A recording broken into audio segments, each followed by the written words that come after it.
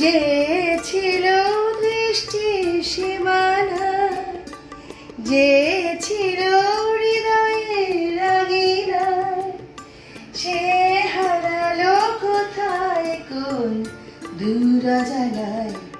সেই চেনা মুখ কতদিন দেখিনি, তার চোখে যে স্বপ্ন আঁকিনি। যে ছিল গান একটা প্রিয় জিনিস, ভালো লাগার জিনিস, ভালোবাসার জিনিস। গান আপনি গাইতে পারেন আর না পারেন, গলায় আপনার সুর থাকুক আর না থাকুক, আপনি গান গাইতে থাকবেন।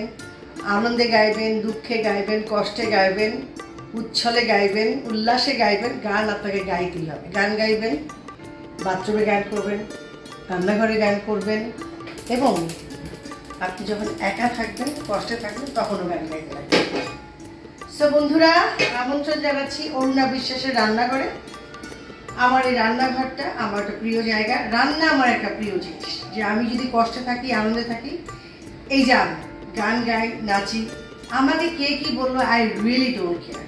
কারণ আমি সমাজের খুবই সুস্থ একটি জিনিস করবার চেষ্টা করি। সো আমি চাই আমাদের সমাজ সুস্থ থাকুক, ভালো থাকুক। সেই জন্যই গান গাইতে হবে, নাচতে হবে, অভিনয় করতে হবে, কবিতা আবৃত্তি করতে হবে, ছবি আঁকতে হবে, ছবি দেখতে হবে, পড়তে হবে, প্রচুর পড়তে হবে, পড়তে হবেই আপনাকে। সো আজকে আমি যেটা রান্না করব, চিংড়ি মাছ আর চাল কুমড়া ভাজি। খুবই সিম্পল একটা রান্না। আমি যেমন খাবার শুরু হওয়ার আগে আমাকে অবশ্যই একটু ভাজি খেতেই হবে, এটা আমার ফ্যামিলির সবাই জানে। শাক ভাজি হোক, ভর্তা হোক, বাট ভাজি থাকলে বেটার। ভর্তা থাকুক, বাট ভাজি হতে হবে। সে সাথে আমার ডালটা খুব প্রিয়। মাছ না হলেও চলবে, মাংস না হলেও চলবে, কিন্তু আমাকে ভাজি আর ভর্তা, ডাল থাকতে হবে। তো চলুন আমি রান্নাটা করি। তেলটা দিয়ে দিচ্ছি। হ্যাঁ, আমি আবার একটু খুবই গোছানো একজন মানুষ, খুবই গোছানো মানুষ। অনেকেই আমাকে বলে আমি খুবই গুছিয়ে রাখতে পছন্দ করি। তেল তো অবশ্যই কম খাওয়া ভালো, তারপরে যেহেতু আমরা বাঙালি, আমাদের তেল লাগে, স্বাদ হয় না। আবার তেল ছাড়াও রান্না করে দেখেছি, সেটাও কিন্তু অনেক স্বাদ হয়। সো আমি এখন যেটা দেবো সেটা হচ্ছে একটু তেজপাতা দেব,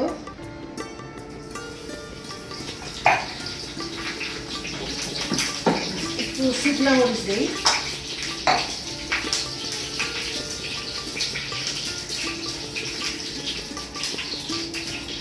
সেই সাথে আমি একটু চিংড়ি মাছটাকে একটু ভেজে দেব।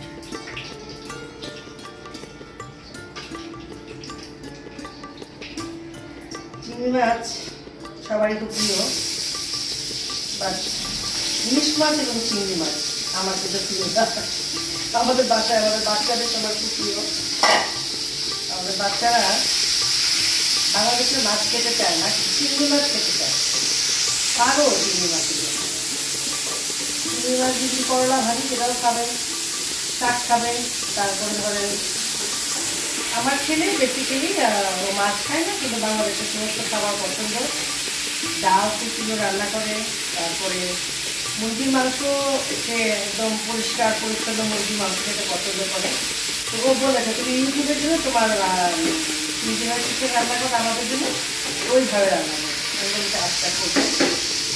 আবার এটা অলরেডি ভাজা ভাজা হয়ে গেছে। আমি যেটা করবো, আমি একটু কালি জিরা দেবো। কালি জিরা দিলাম,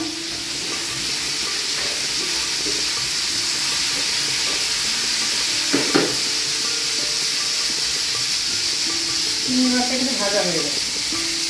এখন যেটা করবো, এখন আমি লাউ না তো চাল কুমড়া, সরি, চাল কুমড়া লাউ খাওয়া কিন্তু খুবই ভালো গরমের সময়। প্রচুর পানি তো খাবেনি। সেই সাথে এইটাতে যেটা মেন ইনগ্রিডিয়েন্ট, সেটা হচ্ছে আপনার আদা বাটা। আদা বাটা দিচ্ছি, লবণ দেব। আদা বাটা দিলে একটা টেস্টই অন্যরকম হয়ে যায়।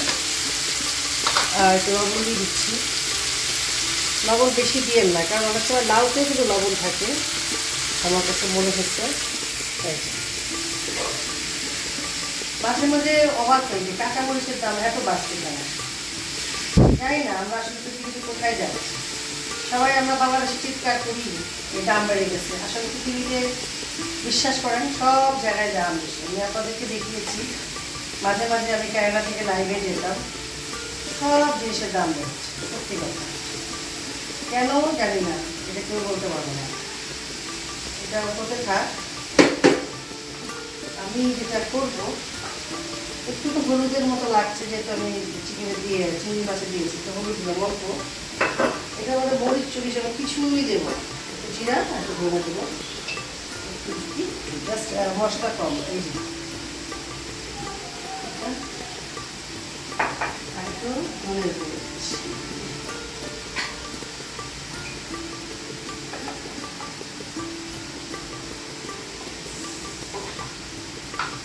রান্না কিন্তু শেষ, রান্নাতে বেশিক্ষণ লাগে না সত্যি।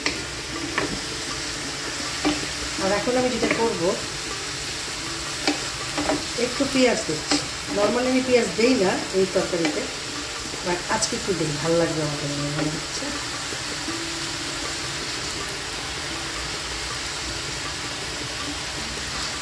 পেঁয়াজ খাওয়া কিন্তু খুবই ভালো, তবে সব জায়গায় না, সব তরকারিতে না, এগুলো সত্যি সব তরকারিতে না।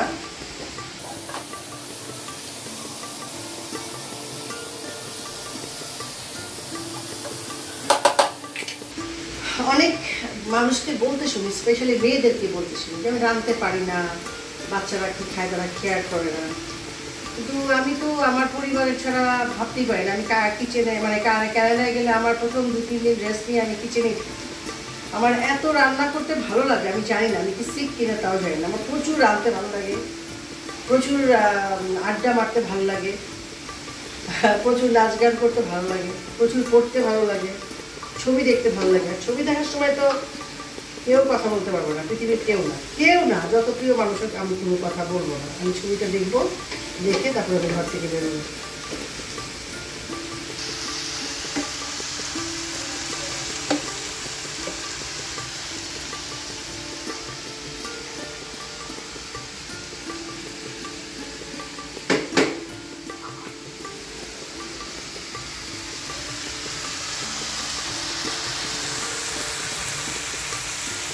জাস্ট ধনে পাতা সাজানোর জন্য দিয়ে দিলাম।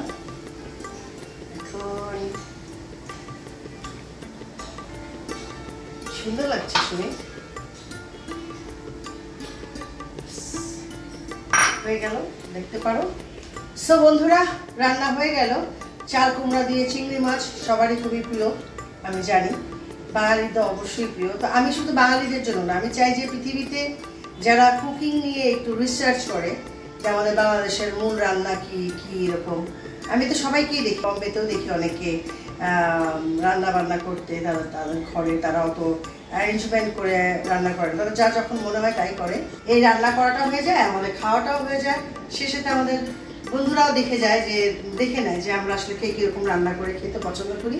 বা নিশ্চয়ই আপনারাও জানাবেন, আপনাদের রান্নাগুলো আমি দেখি, অনেকের রান্নাই আমি দেখি, কারণ পৃথিবীতে আসলে প্রত্যেকটা দেশের তো একটা নিজস্ব রেসিপি আছে, তাদের কালচার অনুযায়ী রান্না হয়। সো আমাদের দেশে এরকম রান্নাই হয়, আমরা যা ভেজিটেবল পাই বা যে ফিশ পাই সেভাবেই আমরা রান্না করবার চেষ্টা করি। সো আজকের মতো এখানেই থাকছে, আমরা দেখাচ্ছি। আপনারা ভালো থাকবেন, সুস্থ থাকবেন, সবাইকে নিয়ে থাকবেন, আনন্দে থাকবেন।